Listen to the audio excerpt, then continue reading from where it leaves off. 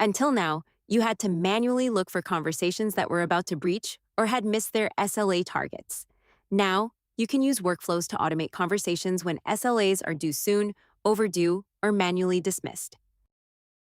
Let's learn how to set this trigger to automate responses. Create a new workflow and select Conversation SLA as the trigger. Choose the SLA event. You can pick between due soon, overdue, or SLA dismissed. You can also add optional filters such as message channel, tags, owner, or custom fields. Now follow along to manage which users are allowed to manually dismiss SLA timers. Go to Conversation Settings.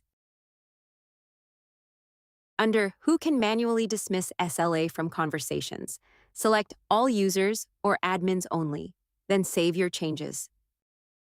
Any user with access to dismiss the SLA can click the timer in the center panel to do so. Instead of relying on users or managers to monitor SLA timers, define exactly what should happen when these events occur, without excessive notifications using the Avoid Repeated Triggers option, ensuring conversations are properly dismissed without harming customer satisfaction. We hope you enjoy it.